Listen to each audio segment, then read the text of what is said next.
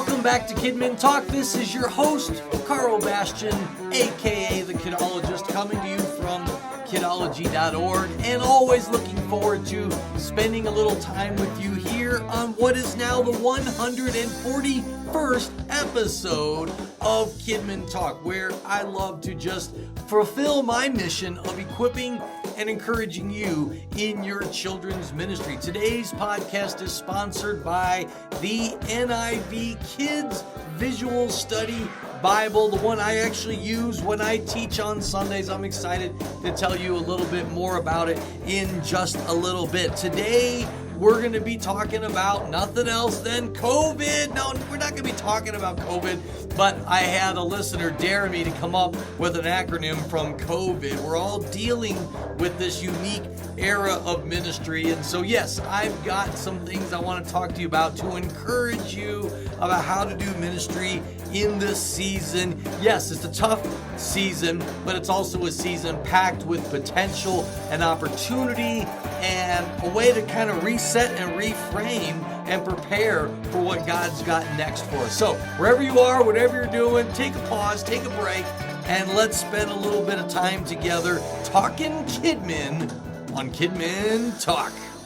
Hey, I did that perfect this time. Always try and time it to the music. Hey, thank you so much for your words of encouragement, for the comments under the podcast, whether you listen to this through iTunes or Facebook or YouTube or however you get Kidmin Talk. It always makes my day. I always find it encouraging. It takes time, to put this together. The filming of it, the talking, that's easy. It's the post-production. That's a lot of work. And so it just makes my day and encourages me to know that it's equipping and encouraging you. The last episode blew me away, over 5,000 downloads and views. And so it just blesses me to know that I'm able to speak into your life and encourage you. And I hope that this podcast will do the same thing. And if it does encourage you, man, please do just go ahead and share it. We always make an easy link, kidology.org/Kidmin Talk, and whatever the number of the episode is. In this case, it's 141. And yes, we're going to talk not about COVID per se. We've done a lot of how we're reopening and what we're doing and all of that. I've even got a link. Everyone's asking me, what's your church doing? What's your policies? And I'm going to share some of that with you. We have reopened. I know not everyone's able to. Many churches here in Colorado haven't. It's been challenging. We'll talk about a little bit of that today. But I do want to encourage you to check out our sponsor for today. It is something I'm delighted to talk about. It is the NIV Kids Visual Study Bible. I love this book, and it is what I actually teach from on Sunday mornings. It's beautiful. It's got big margins. It's got pictures and graphs and overviews. I got to preach recently in big church, as I like to call it, and I'll put a link in the show notes. And I got to challenge parents, and anytime I get a chance to go in big church and talk to the parents, I'm pretty bold. And I'm so thankful to be at a church where I get that opportunity. I know not everybody does. And I got to tell you, I graciously and lovingly and somewhat gently and boldly, can you be gentle and bold at the same time? Yeah, I think you can. I think Jesus pulled that off too. But I kind of let the parents have it. And what I said was, if you give your kids a Bible that's boring, I said that ought to be a sin. If you give your kids a Bible that's got tiny little words and it's in some ancient translation that's difficult to read and it doesn't have any pictures and it doesn't have any charts, what you're communicating to the kids is that the Bible's not that important, that God's word, that it's boring, and your kids are not going to fall in love with God's word. And I kind of chided him. I said, when it comes to sports and school and music and extracurricular, man, you buy your kids the best, right? You want them to have the best sports equipment and the best science equipment and the best music equipment and the best safety equipment, right? You'll spend the money because you want them to excel in all those other areas. And then when it comes to a Bible, like you buy them the cheapest one, right? No, you should not blink at dropping whatever the best Bible costs. Now, I'm not saying this Bible's expensive. I don't know what it costs. My point is I don't care what it costs. My point is that you buy your kids a good Bible because you want kids to open up the Word of God and to be drawn to it. You want them to be excited about them. You want them to see pictures and things, and you want them to be wanting to learn more and seeing little references and turning to other places and going to the back and seeing charts and graphs. And you want them to be wanting to read their Bible. You want it to be exciting. You want them to go away from their time in God's Word going, man, that was an exciting experience. This is a dynamic book. And so please get your kids, especially as it's going back to school time, get them a good Bible. Now, they're sponsors. So I want to make sure I get this right. All right. So start the year off right. I've got my little script here, right? This full featured study Bible for kids includes a spectacular full color interior featuring over 700 illustrations, photos, infographics, maps, and kid-friendly study notes to help explain the text. Give them the NIV Kids Visual Study Bible and watch their curious minds find the answers that will encourage them to keep digging further into the scripture. Amen. That's basically what I said, isn't it?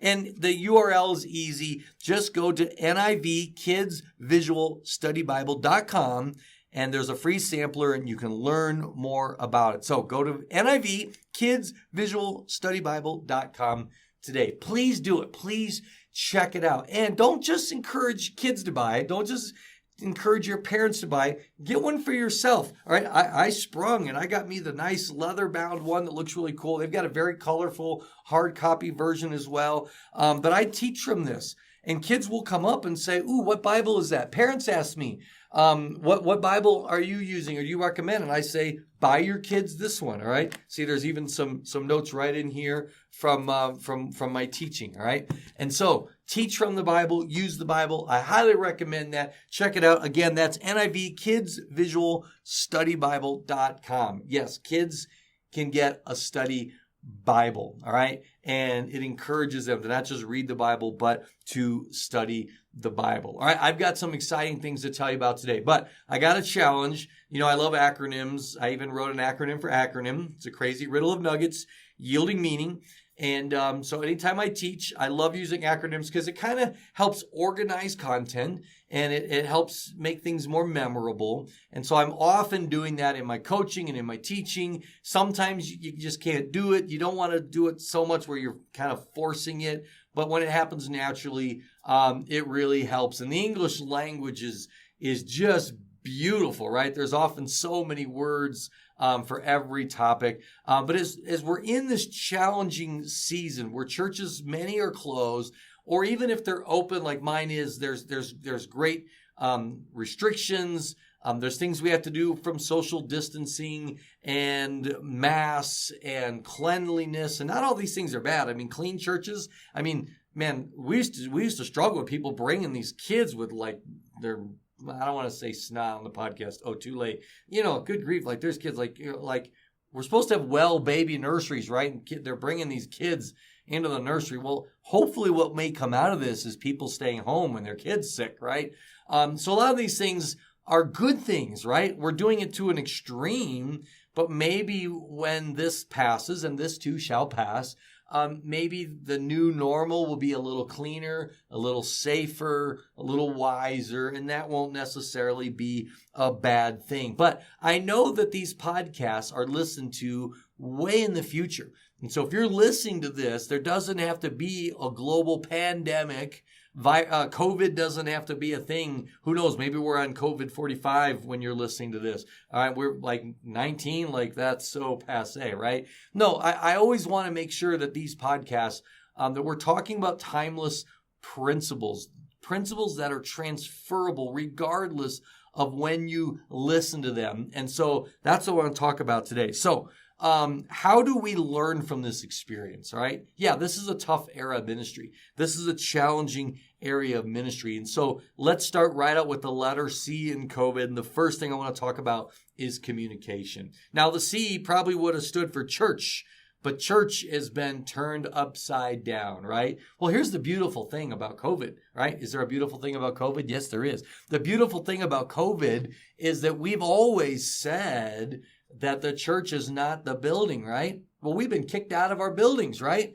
And if we're in our buildings, we have all these restrictions. We're limited, right? I've got about 25-30% of my kids in my church on a Sunday morning. So the church is not the building anymore. So I've had to shift my focus to not creating just incredible Sunday morning experiences, but going, how do I communicate the gospel? How do I communicate with kids who are not at church on a Sunday morning? So communication has become a huge challenge, all right? And so we've been using email, right? We've been mastering social media, right? We've been using Facebook and launching Facebook groups and using Instagram and experimenting with Marco Polo. And many of you become Zoom experts, right? Some of you never had used Zoom before. I did a whole podcast with my buddy Craig Wilson. I think it was number 133. If you still are struggling with Zoom, watch that. We go into great detail with screen sharing on what all the settings are and how to do it, what games to play. It was a great podcast. I've done webinars on taking your Kidmin digital. I've taught how to do green screen. We've had to learn so many things, all right? And so communications become a challenge, right? Well, I want to encourage you to think old school. We think about these computers and these iPads and these iPhones and all this high tech, but you know what? Maybe it's a season to go old school. Do you realize that Jesus changed the world and he had nothing electronic? Oh man, I'm kind of jealous of Jesus. I mean, beyond being able to walk on water and go through walls and, turn water into wine. Okay, I'm not really jealous about that one. But, all the miracles he could do. Do you realize he didn't have to charge anything at night? Oh, you know how nice that was? I mean, we're excited about wireless charging. Jesus didn't have to charge anything. I mean, Jesus did not have to set up accounts. He didn't have to remember passwords. Oh my goodness. And when Jesus said, follow me, he was not talking about Twitter, right? He didn't have any, but how in the world did he do ministry? Well, maybe we need to go back to an era. We can't get rid of technology, right? We got to be in the world, but not of it. We got to be in the world. But maybe what we need to do is go a little old school, like pick up the telephone. How many of you guys remember AT&T? Reach out and touch someone. Oh, it's kids ministry. We can't touch anyone. Yeah, we can call people, right? You know how powerful the telephone is? Now, I know what you're thinking. Karl, nobody answers the phone anymore. That's all right. You can leave messages. You guys have all seen Gus, right? Live. You know who Gus is. He used to co-host the children's ministry podcast before we changed it to Kidmin Talk. And we took a poll and Gus got voted off the podcast. He's still sore about that. Gus will call. And so I'll get on the phone and Gus will call a kid and be like, hey, haven't seen you in kids' church lately. I really miss you. This is better for people listening to the podcast version, not the video version. And then I'll walk in my office, hey Gus, what are you doing? Oh, I'm on the phone. I'm calling Billy. I kind of miss him. Oh, that's great. And so I'll take the phone from Gus and I'll be like, hey, Billy, how you doing? Billy, Gus, there's no one on the phone. No, I was leaving a message, Pastor Karl. Oh, you're leaving a message? Yeah, you know what that is? Yes, I know what that. Well, sorry, Billy, I thought you were on the phone. Well, I miss you too, Billy. Can't wait to see you again. Can I have the phone back? Sure, you can have the phone back. And I'll do this two-way conversation between me and Gus and Billy, all in the message machine. And parents will tell me that their kids love these messages. In fact, they'll save it. They'll play it over and over again. It's old-fashioned. It's phone. It's a recording, but they will love it. And the ministry impact of something that took a minute or two to do is powerful. And so maybe consider just taking a little time each day, a couple times a week, to just do some phone calls, some old-fashioned phone calls. What about mail? All right, snail mail. Remember that? Remember stamps and envelopes? You could print labels for every kid in your ministry, and you could just drop something in the mail to your kids. Now, you can go all gung-ho, and you can make packets, and you can fill them, or you could just hand do a couple each day until you've gotten through your labels. Kids love mail. I mean, how many of you are parents, you bring in the mail, and your kids go, anything for me? And you're kind of like, no. Like, why would there be anything for you? But they ask every day, right? Anything for me? They ask that every day. You'd think they'd learn there's never anything for them. Well, imagine the day when they go, anything for me? And mom and dad go, no, wait a minute. Yeah, there actually is. It's from your pastor. the kid's going to go bananas, all right? And so think about doing mail, all right? Or, now this is really old school. Do you remember visitation? Visitation, right? That sounds like somebody died. Not that kind of visitation. Visiting homes. Yeah, you can now, I know, you visit, all these restrictions and social. Nobody says you can't just drop by. And you can have a rule that you won't go in. Even if they invite you in, they might feel obligated. So you can just say, no, I just want to drop by and let you know I miss you. I have a little packet here. Maybe you've got a balloon. Maybe you got a little baggie that's sat for 3 days, whatever you need to do, whatever you feel you need to do. And you just drop off a little gift. And, hey, I just miss seeing you at church. And I just want to drop by, say hello. Maybe you twist a balloon animal for them if you know how to do that. You give them a little gift, a little booklet. Maybe you go on Amazon or ChristianBooks.com and you find some cool little kid book and you just buy a box of them. And you just, every day on your way home from work, you just visit one kid and drop something off. It's just something you could consider doing. So think about ways you could increase communication and be the church, be the old-fashioned church. So there's our letter C. Well, what about the letter O in COVID? Well, this is a matter of focus. And as I thought about this, I thought, you know what? We have a choice. We can focus on obstacles or we can focus on opportunities. Now, you're not going to necessarily like the next thing I'm going to say, but this is going to sound really nuts. I don't know. Maybe I shouldn't say it. I'm going to say it. I have really enjoyed this season of ministry. I know that sounds crazy, right? Now, that doesn't mean I've enjoyed every aspect. Believe me, there are things about this era of ministry that I do not like. There are things about this era of, I wouldn't say ministry, but in our culture and in the politics that flat out makes me angry. All right, there are things that I'm upset about. There's things I have to pray about. There's attitudes I have to keep in check. But when it comes to ministry, there's things I've enjoyed because I have made a prayerful, determined choice that I'm not going to focus on the obstacles. I'm going to focus on the opportunities. One thing I have appreciated about my church is that we have focused as a church on the opportunities to love out our community. And I've talked about this in the past, the boxes of hope, the drive-by meals, the things we have done to partner with our community. Right now, as I record this in this part of my church, we've got the police department meeting in another room, doing training here at our church because they got booted out of a building that they originally were going to be meeting in because it got closed. And we've opened up our building to the police department to do training here. We're trying to be accessible and available to our community. All right. And so I've been excited about the opportunities. There are things that have happened during this season and in my children's ministry that would never have happened if COVID had not happened. And I'm grateful for those. For example, when we launched the full-blown Kids Church online services, many of you use those at kidology.org/Kids Church Online. If you can't spell it, /KCO. A lot of you use those. Those would never have happened. A lot of you are doing online ministry that would have never happened.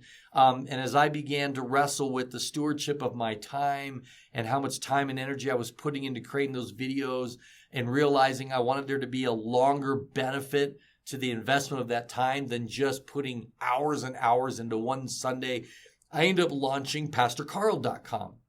And it is a website for kids that is free from the YouTube-related videos, free from the subscriptions and all the other things that were hindrances to me getting content to kids.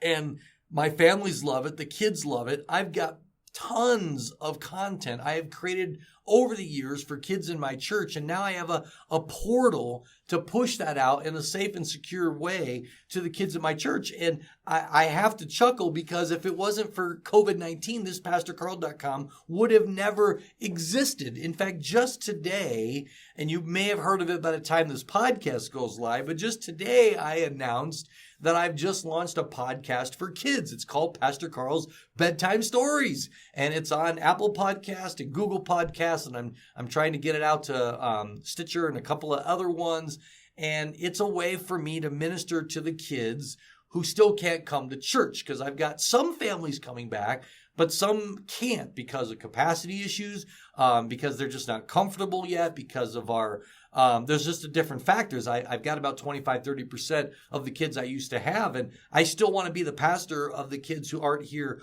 on Sunday. Plus, I want to reach kids who may never have come on Sunday. And so it's free to do a podcast. And I thought, you know what?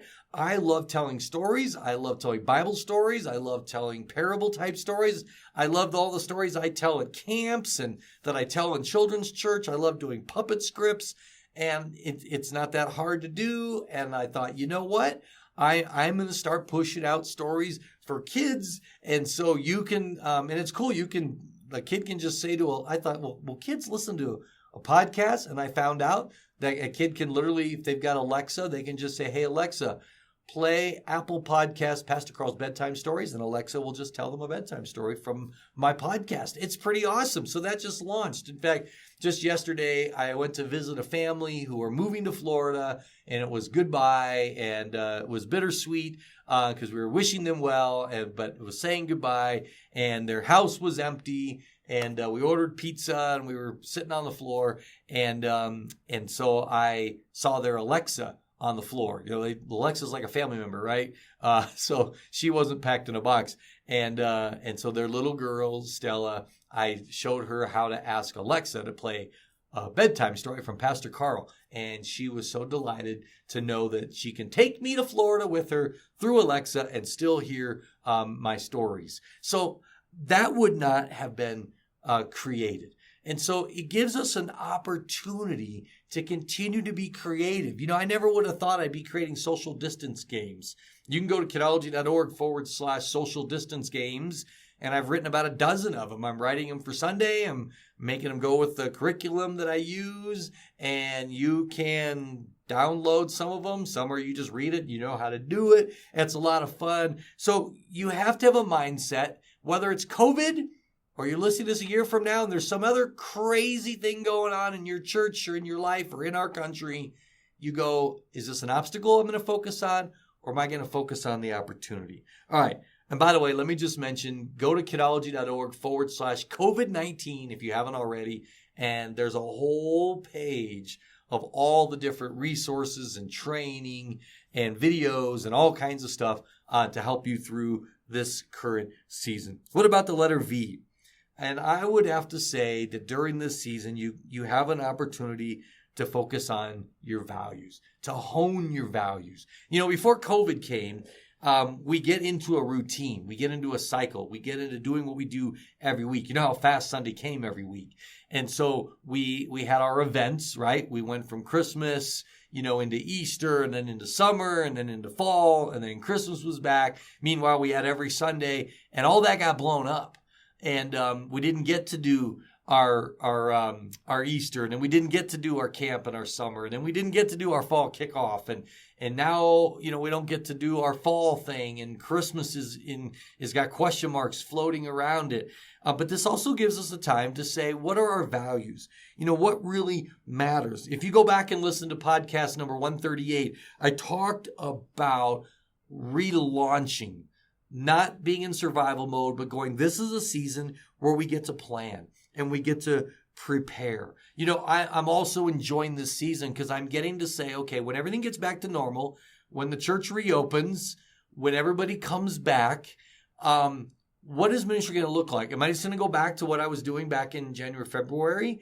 Or am I going to be building toward the future? We're anticipating growth. Ladies and gentlemen, do you not anticipate there may be a spiritual awakening in our nation? And I don't want to get political, so I'm gonna go right around that. But when you look at what's going on in our country, when you look at the rioting and the burning and the craziness, do you not realize that people are seeing the results of a godless culture? And the void is being exposed for what it is. And I don't care. I do at an individual level, but at a spiritual kingdom level, I don't care who wins the election. All right. I do at a personal level. And you could probably guess who I hope wins for the sake of unborn children and all that. But from a kingdom perspective, for souls going to heaven, ultimately, God is in charge. And what's being exposed in our culture is what happens in a godless culture. What happens when people who don't love God and don't fear God are let loose, when the restraints are removed. And there's a silent group of people who are seeing that. And I don't just mean Christian. I mean people who aren't Christians, but they're not necessarily godless people. And that void is being exposed. And I think we are poised for a spiritual revival. I think people are going to be coming to church. They're going to be looking for meaning because they're going to find that what the world says brings meaning. Do whatever you want, believe whatever you want. Just this hedonism of pleasure and no consequence. They've seen where that goes, and I think there's going to be, I pray, a spiritual backlash to that, and we're going to have spiritual growth. And we're going to have families coming back to churches that maybe weren't coming before. Not just families returning who couldn't come because of the danger of a virus, but families coming to church for the first time. And are you ready for that? Are you laying a foundation for parents and families who are going to come back, families that are going to come new, and they're going to want to go deeper?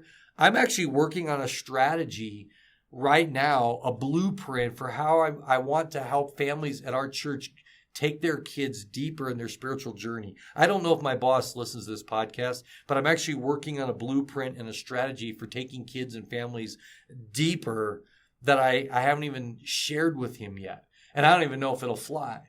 He's probably going to ask me about it if he does listen to my podcast.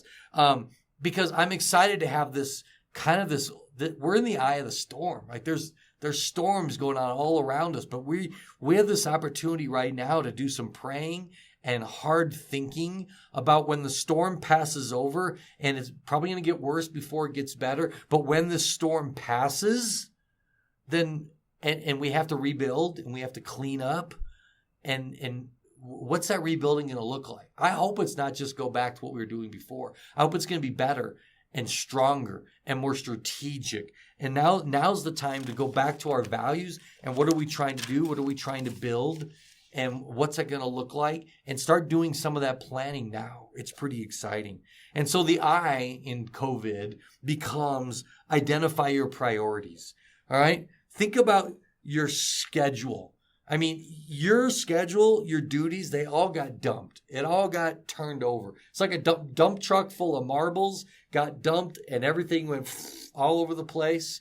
And you've been scrambling. And at first it was scrambling just to move ministry from physical to online. The dust is kind of settled. You kind of got that going. It's maybe underwhelming, but it's going. But now you have an opportunity to restructure and say, what are my priorities going to be going forward? And start to define that. It might even be a time to rewrite your job description. Say, where did my time go before? And evaluate that. It's not in a judgmental way, but to say, what ate up my time?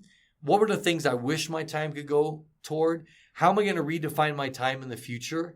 What can I give away? And you've heard me go through this. I do it big time in my coaching. What could someone else do? What would someone else do? What should someone else do? And what can only I do? And start to rebuild that job description so that when that storm passes, you say, you know what? I want to do what matters most. This is a time for some deep, hard, honest reevaluating. And you know what? If you do it first and privately and secretly, you don't even have to tell the boss or anybody else. You can start to make strategic changes before they're made for you. In fact, it's always better if you're proactively working this way and then you go to your leadership and say, man, I've been doing some hard thinking. And I'm kind of thinking, man, this is where we were headed and then this happened. And I'm really thinking like maybe, what do you think about us shifting this way? And you know, when you think proactively and positively and with vision, you very rarely are going to run into resistance. In fact, usually it excites people. And that's what the leadership above you is actually hoping and praying that you'll do, because they don't want to be nudging you and pushing you and like hoping you'll do that. They get excited when you do that on your own. So lastly, our D is this: dedication. This is a time for you to be dedicated. I know many of you are discouraged. You're looking at the views of your videos. the number of people who sign on to Zoom or watch your Facebook Lives, and you're misinterpreting that as failure. Back just 2 podcasts ago, 139, I talked about the definition of success. If you're discouraged, I hope you'll go back and watch that, because that whole podcast was dedicated to encouraging you to define your success in ministry as only fulfilling and following God's call in your life. Our success as ministers is not how many people respond. All right. It's how much we obey. It's how much we are faithful. It's really just comes down to our dedication. And this morning I was on a Facebook Live with Ryan Frank, and we talked about it as well this morning. Your job is to be faithful. It's to be dedicated. And you might be putting things out there and not seeing a response. But what you have to understand is the people you're putting this stuff out there for, you're sending out Zoom invites, and maybe 25 families used to come and now 3 come. Or you used to do these Facebook Lives and you used to have I don't know how many views it used to get that was important to you. And now you're getting 10% of people logging on. Here's what you have to understand. People also are dealing with this whole craziness right now. They've got their own issues in their family, in their work, in their community, and just in their own weariness and exhaustion and fatigue. But they see what you're doing. And just because they did not respond or log in or join doesn't mean they don't see your faithfulness and your dedication. If you peter out, if you burn out, if you give up, you will add to their discouragement, because even their spiritual leaders are giving up and getting weary and throwing in the towel. You will add to their discouragement. So don't confuse their lack of response as a lack of encouragement that you are providing, because you are demonstrating your faithfulness even if they don't respond to your faithfulness. You are throwing out a lifeline. You're throwing out that life preserver, that anchor. Even if they don't grab onto it, they see it there. The time's going to come where they'll grab it. They might just be like, I just want to tread water right now. I don't want help. I don't want to grab on. I appreciate that it's there, but I just want to tread water. But when they can't tread water anymore, they're going to grab on. All right? Or when the water calms down, maybe they'll even just swim in on their own, because maybe they're too proud to grab the life preserver. And they just want to tread. I don't want to overdo the analogy, but the time's going to come where they're going to come back. And your faithfulness will produce fruit. It just might not produce it now, and it might not produce it in the way that means something to you. The key is to be faithful. And so part of it is keep doing what you're doing and just be faithful. Sometimes it's maybe try something new. Be open to trying something different. As you do phone calls, as you do visits, as you try some different ways, you can ask people, hey, what would encourage you? Is there some way that is there something different I can do that would help encourage you during this time? Be open to feedback. Be open to game change plans. But the point is, don't be too hard on yourself, and don't evaluate your success based on other people's response, because their response is between them and God. All that matters between you and God is that you are faithful to the call that He has given you to do. All right. Hey, a couple people have been asking me about our church. I wait till the end of the podcast because I really don't want high traffic on this. So if you've stuck it out this long, you can go to my church's website. It's highpointchurch.us/kids/reopen. And on that page, it's really designed just for my church, but I'll let you snoop on there. There's a training video I produced for our volunteers to watch. All of our documentation of our policies and our cleaning procedures and all that, you can download it all. There's even a zip folder to give everything to you. So that's all on there. You'll get a kick out of the training video because I did a green screen. I tried to make it look fun with my hazmat suit. And when everyone comes in and gets their temperature taken, they get a green sticker. I wore the green sticker. So because of the green screen, I look like I got shot. There's like a bullet hole straight through me for the whole video. And that's kind of funny. So you can check that out. But I also want to lastly give you the first sneak peek into the next master class that I'm teaching. I'll be talking about this more later and promoting it later. But you can go to Kidology.org/write that book. That's right. My next master class is going to be an author's master class. And if you've had a dream of writing a book, I'm going to take a very small class of people. I'm going to coach you through the process of writing a book, formatting it, getting it edited, and designing your chapters. You're going to get a cover professionally designed that you're going to mock up, and then a professional designer is going to finish it up for you. And by January, you will have a full published ebook. You'll have the option of having it in print if you'd like. And because you've been with me for the whole podcast, you can get $50 off if you use the coupon code right now, as in WRITENOW, right now, for $50 off if you sign up for the course. So just go to Kidology.org/write that book. You can learn all about it. It's very limited how many people I'm going to take, because I'll be coaching you through the whole process. Read all about it on there. And thank you for joining me here on Kidmin Talk. Thanks for all your feedback, your encouragement. Share this podcast. Hang in there. Remember, focus on communication. Get off email. Reach out to people. Change lives. Turn those obstacles into opportunities. Define your values, focus on your values, identify your priorities, and above all else, be dedicated to what you're doing. Your success is measured only by your faithfulness to your calling and nothing else. I look forward to hearing back from you. If you find this podcast encouraging, consider joining or supporting Kidology. It always helps us keep doing what we're doing, which is equipping and encouraging those in children's ministry. Until next time, this is Karl.